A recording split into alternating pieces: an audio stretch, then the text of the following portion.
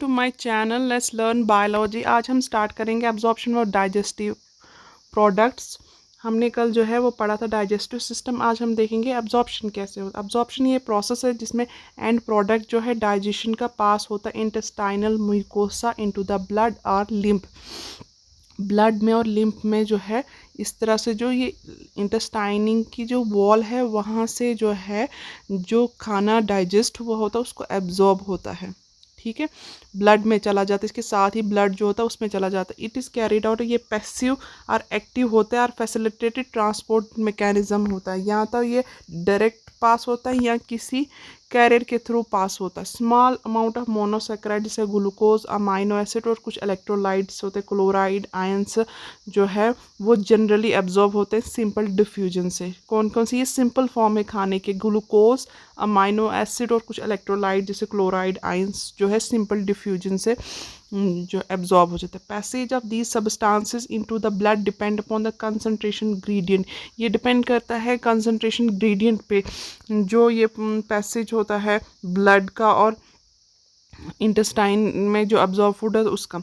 However जबकि कुछ substance होते हैं जैसे फ्रक्टोज, कुछ अमाइनो एसिड होते हैं वो हेल्प कैरियर आयन के थ्रू हेल्प मतलब पास होते हैं। जैसे सोडियम है, this mechanism is called facilitated transport. उसको फैसिलिटेट जब कोई कैरियर इस्तेमाल किया जाता है फूड को एब्जॉर्ब करने के लिए, जैसे फ्रक्टोज और अमाइनो एसिड को एब्जॉर्ब करने के लिए, जैसे सोडियम ये कैरियर आयन यूज़ होता है, तो इस तरह के मैकेनिज्म को कहा जाता है facilitated transport.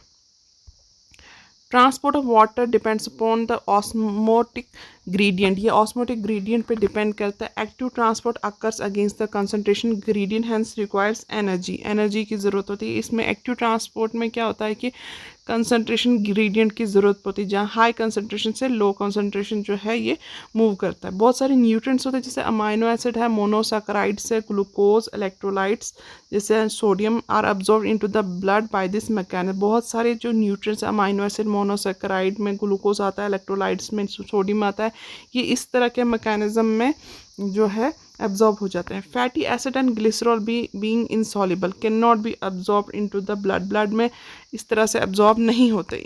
They are first incorporated into small droplet. ये सबसे पहले छोटे ड्रॉपलेट्स में ब्रेक होते हैं जिसे मिसल्स कहा जाता है, which move into the intestinal mucosa.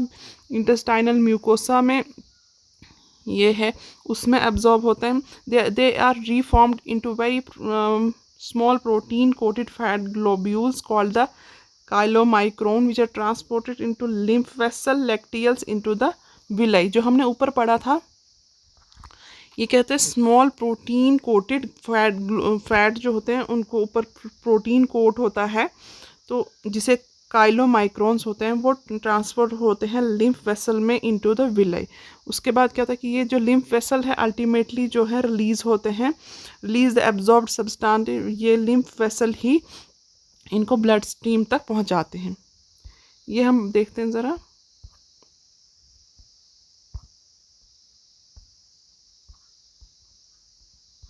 ये यहाँ पे ये लैक्टियल होते हैं,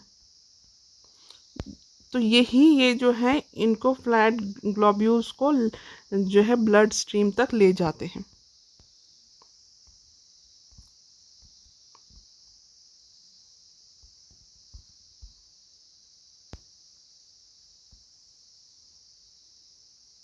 absorption of substances takes place in different part of alimentary canal. जो ये सब्सटेंसेस की एब्जॉर्प्शन होती है वो अलग अलग एलिमेंट्री कैनाल में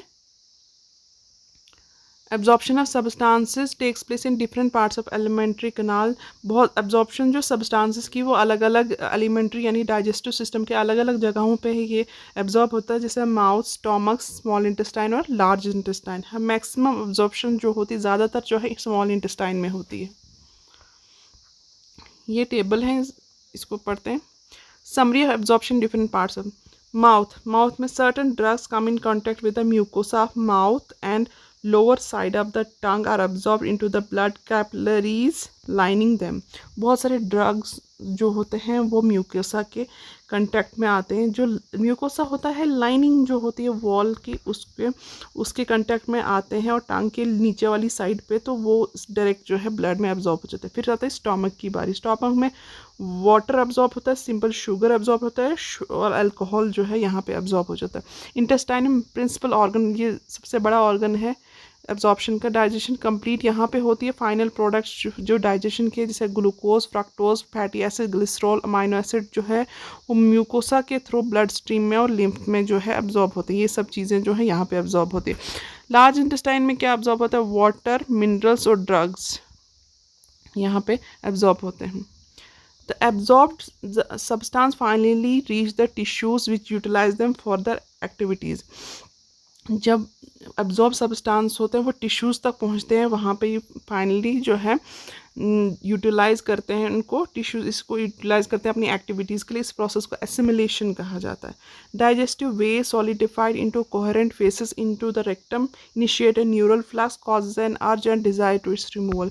डाइजेस्टिव फेस जो वेस्ट जो होता है ना वो फिर फेसेस में कन्वर्ट होता है रेक्टम में। उसके बाद जब अर्ज होती है उससे क्या होता है कि जो फेसेस है वो रिमूव हो जाता है एनस के through. Egestion of faeces to the outside through the anal opening is the voluntary process and carried out by mass peristaltic movement. यहाँ पे भी पेरिस्टाल्टिक मूवमेंट होती है और जिसकी वजह से जो है ये एक वॉलंटरी प्रोसेस होता है, मतलब कि ब्रेन को मैसेज आता है तो ये खुद ब खुद जो है बाहर निकल जाता है। ब्रेन जब सिग्नल देगा तो ये जो है ये फेसेस जो है वो आउट हो जाती है बॉडी से। डिसऑर्डर क्या है डाइजेस्टिव सिस्टम के, इनके डिसऑर्डर पढ़ते हैं। The inflammation of intestinal tract is common element due to the bacterial viral infection की वजह से इन्फ्लेमेशन, सूजन हो जाती है। इन्फ्लेमेशन होते सूजन हो जाती है इंटेस्टाइनल ट्रैक्ट में। Infection are caused by the parasite. कौन कौन से इन्फेक्शन कॉज कर सकता है? जो टेप वॉर्म होते हैं, round worm, thread worm, hook worm, pin worm, ये सब जो इंटेस्टाइन में इन्फेक्शन कॉज कर सकते हैं। Jaundice, liver is affected, skin and eyes turn yellow due to the deposit, bile pigment जो है डिपॉजिट हो जाते हैं, लिवर इफेक्ट हो जाता है तो जॉन्डिस जो है वो हो जाता है। दूसरा vomiting, ejection of stomach content through the mouth, this reflex action is controlled by vomit centre in the medulla, feeling of nausea proceeds vomiting. Vomiting क्या होता है कि जो ये जो पेट का खाना वो मुंह में आ जाता है थ्रू रिफ्लेक्स एक्शन के थ्रू, वॉमिट जो है मेड्यूला के कंट्रोल में है तो इससे क्या होता है नोसिया जैसी, मतलब बेहोशी जैसी फीलिंग आती है। उसके बाद diarrhoea, the abnormal frequencies of bowel movement and increase liquidity of faecal discharge is known diarrhoea. पेट में दर्द होना और फेकल डिस्चार्ज जो होता है वो लिक्विडी जो है वो डिस्चार्ज हो जाता है और खाना भी पूरी तरह से हजम नहीं होता, उसे डायरिया आ जाता है। कॉन्स्टिपेशन में होता है कि वो फेसेस जो है वो रेक्टम में ही रहते हैं, बॉबल मूवमेंट जो है वो इरेगुलर होती है और जो फेसेस होता है यानी जो स्टूल होता है वो बहुत हार्ड हो जाता है, पानी उसमें कम हो जाता है तो वो पास करना बहुत मुश्किल हो जाता है, उसे कॉन्स्टिपेशन कहते हैं। इंडाइजेशन क्या होता है? Food is not properly digested leading the feeling of fullness. उससे क्या होता है कि फील होता है कि हम फुल हैं, खाना पूरी तरह से डाइजेस्ट नहीं होता है। The causes of indigestion are inadequate enzyme secretion, anxiety, food poisoning, over eating and spicy food. खाना इंडाइजेस्ट कब होता है? जब एंजाइम्स पूरे ना मिले, एंजाइम्स की सिक्रीशन पूरी तरह से ना हो, स्ट्रेस हो, फूड पॉइजनिंग हो जाती, ओवर ईटिंग या स्पाइसी फूड खा लिया हो तो ये सब। ये था आज का चैप्टर, ये कंप्लीट कर दिया हमने। नेक्स्ट चैप्टर हम जो नेक्स्ट वीडियो में कंप्लीट करेंगे, स्टार्ट करेंगे। ये थी आज की वीडियो। मेरे चैनल को लाइक करें, शेयर करें, सब्सक्राइब करें। Thank you so much.